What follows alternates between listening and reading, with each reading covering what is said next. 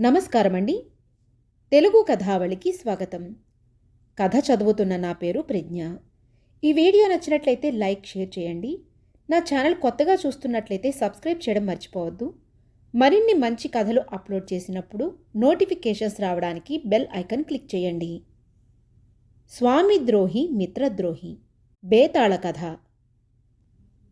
పట్టువదలని విక్రమార్కుడు చెట్టు వద్దకు తిరిగి వెళ్ళి చెట్టుపై నుంచి శవాన్ని దించి భుజాన వేసుకుని ఎప్పటిలాగే మౌనంగా శ్మశానం కేసి నడవసాగాడు. అప్పుడు శవంలోని బేతాళుడు, రాజా, అర్ధరాత్రి వేళ నక్కలు, గుడ్లగోబలు, భూతప్రేతాలు సంచరించే ఈ శ్మశానంలో నువ్వు పడుతున్న శ్రమ చూస్తుంటే జాలి కలుగుతున్నది. లోకంలో స్వామి ద్రోహులకు, మిత్రద్రోహులకు కొదవలేదు. నువ్వు అలాంటి వాళ్ల చేతిలో కీలుబొమ్మవై ఇలా ఇక్కట్ల పాలయ్యావేమో అన్న అనుమానం కలుగుతున్నది. ఆ ద్రోహుల నయవంచన ఎలా ఉంటుందో నీకు తెలిసేందుకుగాను ఉదాహరణగా ఒక స్వామిద్రోహి, మిత్రద్రోహి కథ చెబుతాను. శ్రమ తెలియకుండా విను అంటూ ఇలా చెప్పసాగాడు. స్వర్ణముఖి రాజ్యం రాజు ధర్మపాలుడు. ఆయనకు మహావీరుడన్న ఖ్యాతి ఉండేది. ఆయన సేనాధిపతి నాగభైరవుడు గోముఖ వ్యాఘ్రం లాంటివాడు. నయవంచనలో అందెవేసిన చెయ్యి. అతను రాజు పట్ల ఎంతో వినయ విధేయతలు నటిస్తూ సింహాసనం ఆక్రమించుకునేందుకు పథకాలు వేయసాగాడు. రాజు ధర్మపాలుడికి తన సేనాధిపతి స్వామిద్రోహం తలపెట్టిన సంగతి ఏమాత్రం తెలియదు. నాగభైరవుడు అదను చూసి కొంతమంది రాజోద్యోగులకు ధనాశ చూపి తన వైపు తిప్పుకుని రాజు, రాణీలతో పాటు యువరాజైన శశిసేనుణ్ణి కూడా బంధించాడు.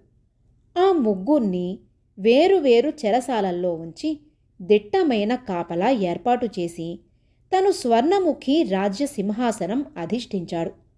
అయితే రాజు బందీగా ఉన్న చెరసాలలో ఒక రహస్య సొరంగ మార్గం ఉన్నది. ఆ సంగతి నాగభైరవుడికి తెలియదు. రాజు ఆ సొరంగ మార్గం గుండా తప్పించుకుని ఒక అడవిని చేరాడు. రాజు అడవి మార్గాన పోతుండగా శిఖముఖి అనే దొంగ గుర్రం మీద వచ్చి ఆయనను అటకాయించి, నీ ఒంటి మీద ఉన్న ఆభరణాలన్నీ ఒలిచి అక్కడ పెట్టు అని గదమాయించాడు. ధర్మపాలుడు మారు మాట్లాడకుండా ఆభరణాలన్నీ తీసి మూటకట్టి చిరునవ్వుతో శిఖముఖికి అందించి ముందుకు సాగబోయాడు. శిఖముఖి ఆయన్ని ఆపి, చూడబోతే గొప్పవాడిలా కనిపిస్తున్నావు. నీ దేహ దారుఢ్యం చూస్తే నన్నెదిరించగలవాడిలా ఉన్నావు. అయినా కిక్కురు మనకుండా ఆభరణాలన్నీ ఇచ్చేశావు. ఎవరు నువ్వు అని ప్రశ్నించాడు. అందుకు ధర్మపాలుడు, నా పేరు ధర్మపాలుడు, స్వర్ణముఖి రాజును అని చెప్పి తన సేనాధిపతి చేసిన స్వామిద్రోహం వివరించి, ఆ స్వామిద్రోహి కన్నా ఎదురుగా వచ్చి భయపెట్టి దొంగతనం చేస్తున్న నీవే నయమనిపించావు. అందువల్లనే నిన్నెదిరించగలిగి ఉండి కూడా ఆభరణాలన్నీ ఇచ్చేశాను అన్నాడు. ఆ మాటలు వింటూనే శిఖముఖి గుర్రం దిగి ఆభరణాల మూటను ధర్మపాలుడి పాదాల ముందు పెట్టి, మహారాజా, క్షమించండి. నా దగ్గర మెరికల్లాంటి 25 మంది దారిదోపిడీగాళ్లున్నారు. అందరూ గొప్ప విలుకాళ్ళు. మీరు ఆజ్ఞాపిస్తే వచ్చి ఆ నాగభైరవుడిని హతమార్చగలం అన్నాడు. చాలా సంతోషం. అవసరం కలిగినప్పుడు వస్తాను. అలాగే సాయపడదువుగాని అని ధర్మపాలుడు ముందుకు సాగాడు. ఆయన అడవిలో మరికొంత దూరం వెళ్ళేసరికి అగ్నినేత్రుడనే రాక్షసుడు ఒక చెట్టుకు చేరగిలబడి కూర్చుని కోరలు తిరిగిన పెద్ద అడవి పందిని తినబోతున్నాడు. అది కర్ణ కఠోరంగా అరుస్తున్నది. రాజు అది చూసి తల పక్కకు తిప్పుకుని ముందుకు నడవబోయాడు. అది గమనించిన రాక్షసుడు, మానవా, నన్ను చూసి కూడా నిర్భయంగా ముందుకు పోబోతున్నావు అంటూ లేచి రాజును ఎడం చేత్తో అందిపుచ్చుకున్నాడు. ధర్మపాలుడు ఏమాత్రం భయపడలేదు. అది చూసిన రాక్షసుడు ఆశ్చర్యపోతూ, ప్రాణభయం లేని మనిషిని ఇదే చూడటం, నువ్వెవరివి అని అడిగాడు. నేను స్వర్ణముఖి రాజు ధర్మపాలుణ్ణి అని రాక్షసుడికి జరిగినదంతా చెప్పి, రాజైన వాడికి ప్రాణభయం ఉండకూడదు అన్నాడు.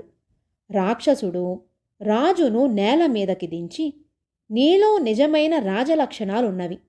నీతో నగరానికి వచ్చి ఆ ద్రోహి అయిన సేనాధిపతిని కాలరాస్తాను అన్నాడు. అవసరం కలిగినప్పుడు నీ సాయం కోరతాను అని ధర్మపాలుడు ముందుకు నడిచాడు. వారం రోజుల తరువాత ధర్మపాలుడు పొరుగు రాజ్యమైన వైశాలిని చేరాడు. స్వర్ణముఖి రాజ్యానికి వైశాలిని రాజ్యానికి తరతరాల నుంచి శత్రుత్వం ఉన్నది. ధర్మపాలుడు వైశాలిని రాజైన సుచరితుణ్ణి కలుసుకుని జరిగినదంతా చెప్పి, తిరిగి నేను సింహాసనం అధిష్ఠించేందుకు సహాయపడగలవా అని అడిగాడు. దానికి సుచరితుడు, ధర్మపాల, ఆజన్మ శత్రువైనా సరే ఆపదలో ఉన్నప్పుడు సహాయపడటం ధర్మమని నా నమ్మకం. నేను సైన్య సమేతంగా నీ వెంట వస్తాను అన్నాడు. ధర్మపాలుడు పెద్ద సైనిక బలంతో పోయి స్వర్ణముఖి నగరాన్ని ముట్టడించాడు. నాగభైరవుడికి ధర్మపాలుడికి మధ్య భయంకరమైన ద్వంద్వయుద్ధం జరిగింది. నాగభైరవుడు గాయపడి ఓడి ధర్మపాలుడి చేత చెరసాలలో బంధింపబడ్డాడు. రాణి యువరాజు బంధ విముక్తులయ్యారు. సింహాసనం అధిష్ఠించిన వెంటనే ధర్మపాలుడు అడవిలో ఉన్న దొంగ శిఖముఖిని పిలిపించి, నువ్వు దారి దోపిడీలు చేస్తూ ప్రజలకు ప్రాణహాని ధన నష్టం కలిగిస్తున్నావు. నీ అనుచరులతో సహా వెంటనే లొంగిపో. అలా కాకపోతే నిన్ను కఠినంగా శిక్షించవలసి వస్తుంది అన్నాడు. రాజు అన్న మాటలకు శిఖముఖి నొచ్చుకుని ఏదో చెప్పబోయాడు. కానీ ధర్మపాలుడు తీవ్రస్వరంతో, నువ్వు వెంటనే అడవికి పోయి నీ అనుచరులతో తిరిగి వచ్చి లొంగిపో, ఇది నా ఆజ్ఞ అన్నాడు. తరువాత ధర్మపాలుడు స్వయంగా అడవికి పోయి రాక్షసుడు అగ్నినేత్రుణ్ణి కలుసుకుని, అగ్నినేత్ర, నువ్వీ అడవిలో ఉండటం వలన ప్రజలు ఇటువైపు రావడానికి భయపడుతున్నారు. నువ్వీ అడవి ప్రాంతాన్ని వదిలిపో అని చెప్పాడు. వదిలిపోకపోతే అంటూ రాక్షసుడు కళ్ళెర్ర చేశాడు. ధర్మపాలుడు చర్రున వరలోంచి కత్తి దూశాడు. అది చూసి రాక్షసుడు మెచ్చుకోలుగా తలాడించి వెనుదిరిగి అక్కడి నుంచి వెళ్ళిపోయాడు. కొద్ది రోజులు గడిచాక ధర్మపాలుడు వైశాలిని రాజు సుచరితుడిపైన యుద్ధం ప్రకటించి తన కొడుకు శశిసేనుడి నాయకత్వాన సైన్యాన్ని పంపాడు. శశిసేనుడు సుచరితుణ్ణి అవలీలగా జయించి అతన్ని బందీగా పట్టుకుని తిరిగి వచ్చి సింహాసనాసీనుడై ఉన్న తండ్రి ముందు నిలబెట్టాడు. సుచరితుడు ఎంతో బాధగా, మహారాజా, మీరు మన రాజ్యాల మధ్య ఉన్న పాత శత్రుత్వాన్ని మరిచిపోలేదన్నమాట అన్నాడు. అందుకు ధర్మపాలుడు నవ్వి, శత్రుత్వాన్ని మిత్రత్వంగా మార్చడం మీ చేతిలోని పని. మీ ఏకైక పుత్రిక నీహారికను నా పుత్రుడు శశిసేనుడికిచ్చి ఎందుకు వివాహం చెయ్యకూడదు అన్నాడు. సుచరితుడు కొంచెంసేపు మౌనంగా ఊరుకుని తరువాత అంగీకార సూచకంగా తలాడించాడు. ధర్మపాలుడు అతడి చేతులకున్న సంకెళ్లను ఊడదీయవలసిందిగా ఆజ్ఞ ఇచ్చాడు. బేతాళుడు ఈ కథ చెప్పి, రాజా, సేనాని నాగభైరవుడు రాజ్యకాంక్షతో తాను సేవిస్తున్న మహారాజునే చెరసాలలో పెట్టిన స్వామిద్రోహి. మరి రాజు ధర్మపాలుడి సంగతేమిటి? అతడు రాజ్యాన్ని కోల్పోయి కష్టదశలో ఉన్నప్పుడు సాయం చేయవచ్చిన దొంగ, రాక్షసుడి పట్లనే కాక సైన్యంతో వచ్చి నాగభైరవుడిని సింహాసన భ్రష్టుణ్ణి చేసిన రాజు సుచరితుడి పట్ల కూడా మిత్రద్రోహిగా ప్రవర్తించాడు. నాగభైరవుడు స్వామిద్రోహి అయితే ధర్మపాలుడు మిత్రద్రోహి కాదా? ఈ సందేహానికి సమాధానం తెలిసి కూడా చెప్పకపోయావో నీ తల పగిలిపోతుంది అన్నాడు. దానికి విక్రమార్కుడు, ధర్మపాలుడు దొంగను, రాక్షసుణ్ణి, సుచరితుణ్ణి కలుసుకున్నప్పుడు రాజ్యాన్నేలే రాజు కాదు, ఒక సామాన్య పౌరుడు. ఆ తరువాత రాజయ్యాక తన రాజ్య ప్రజలను దొంగల బారి నుంచి కాపాడవలసిన బాధ్యత ఆయనకున్నది. అందుకే దొంగను లొంగిపొమ్మన్నాడు. ఇదే రాజనీతి రాక్షసుడికి కూడా వర్తిస్తుంది. ఇందులో మిత్రద్రోహం ఏమీ లేదు. ఇకపోతే రాజు సుచరితుడి నుంచి సైనిక సాయం పొంది ధర్మపాలుడు తిరిగి రాజ్యం గెలుచుకున్నాడు. ఇందువల్ల 10 మంది ఆయనను అసమర్థుడుగానో పౌరుషహీనుడుగానో భావించే ప్రమాదం ఉన్నది. అలాంటి అపవాదు రాకుండా ఉండేందుకు సుచరితుణ్ణి ఓడించి తను వీరుణ్ణని రుజువు చేసుకున్నాడు. ఇది కూడా రాజనీతిలో ఒక భాగమే. ఇందులో మిత్రద్రోహమంటూ ఏమీ లేదు అన్నాడు. రాజుకు ఈ విధంగా మౌనభంగం కలగగానే బేతాళుడు శవంతో సహా మాయమై తిరిగి చెట్టెక్కాడు. కథ సమాప్తం. రాక్షసరాజు పరిహాసం. పట్టువదలని విక్రమార్కుడు చెట్టు వద్దకు తిరిగి వెళ్ళి చెట్టుపై నుంచి శవాన్ని దించి భుజాన వేసుకుని ఎప్పటిలాగే మౌనంగా శ్మశానంకేసి నడవసాగాడు. అప్పుడు శవంలోని బేతాళుడు, రాజా, తన్ను మాలిన ధర్మం మొదలు చెడ్డబేరం అన్న సామెత వినే ఉంటావు. ఏదో అన్న మాట నిలబెట్టుకునేందుకు నువ్వీ అర్ధరాత్రి వేళ ఎనలేని ఇక్కట్ల పాలవుతున్నావన్న అనుమానం కలుగుతున్నది. రాక్షస రాజంతటివాడు తన జాతికి మేలు కాదని భావించి అన్నమాట నిలబెట్టుకోకపోవడమే కాక శక్తిమంతుడైన మహారాజును కూడా పరిహాసం చేశాడు. నీకు శ్రమ తెలియకుండా ఆ కథ చెబుతాను విను అంటూ ఇలా చెప్పసాగాడు. మగధ దేశపు రాజు మాధవసేనుడు ఒక అర్ధరాత్రి వేళ మారువేషంలో నగర సంచారం చేస్తూ దారిలో ఒక విచిత్రం చూశాడు. ఒక చెట్టు కింద పెద్ద పందికొక్కొకటి నిద్రపోతున్నది. పిల్లి ఒకటి కుక్కకు భయపడి పరిగెత్తుకుంటూ ఆ చెట్టు కిందకి వచ్చి పందికొక్కును చూసి మరింత భయపడి పారిపోయింది. మాధవసేనుడు పందికొక్కును చూసి, నా రాజ్యంలో పందికొక్కులు పిల్లిని కూడా భయపెట్టేంతగా బలిసిపోయాయన్నమాట, వీటిని బతకనివ్వకూడదు అనుకుంటూ వరలో నుంచి కత్తి తీశాడు. అయితే యుద్ధంలో సాటి వీరుల ప్రాణాలు తీయవలసిన ఆ కత్తితో పందికొక్కును చంపడం ఇష్టం లేక తిరిగి కత్తిని వరలో పెట్టి పక్కనే ఉన్న పెద్ద బండరాయిని ఎత్తాడు.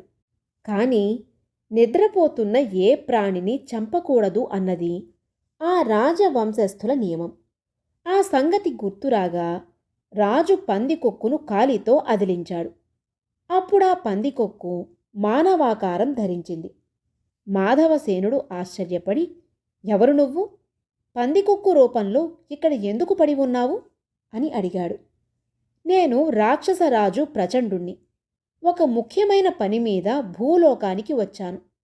నా ఆకారం చూస్తే భయపడతారని మానవ రూపంలో తిరుగుతున్నాను.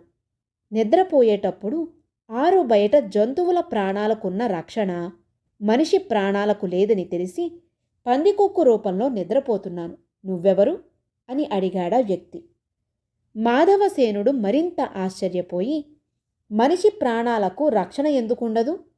నేను కాక మరెవరైనా నిన్ను పందికొక్కు రూపంలో చూసి ఉంటే నీ ప్రాణాలు ఎప్పుడో పోయేవి అని తానెవరైనది తెలిపి జరిగినదంతా చెప్పాడు. రాక్షసుడు అంతా తలాడిస్తూ విని, మా రాక్షసులకిప్పుడు ఒక నియమం ఉన్నది. మనిషి రూపు ధరించినప్పుడు మమ్మల్ని మేము స్వశక్తితో కాపాడుకోవాలి. అయితే అప్పుడు మాకు రాక్షస బలం ఉండదు. మనిషికి ఉండేటంత శక్తి మాత్రమే ఉంటుంది. ఇతర జంతు రూపంలో ఉండగా సృష్టిలోని ఏ ప్రాణి వల్ల మాకు ప్రమాదం ఉండదు. ఏది ఏమైనా నిన్ను కలుసుకున్నందుకు నాకు చాలా సంతోషంగా ఉన్నది. మానవ ప్రభువుకు నా వందనాలు అంటూ మాధవసేనుడికి నమస్కరించాడు. నువ్వు మా రాజ్యానికి వచ్చిన పనేమిటి అని అడిగాడు మాధవసేనుడు.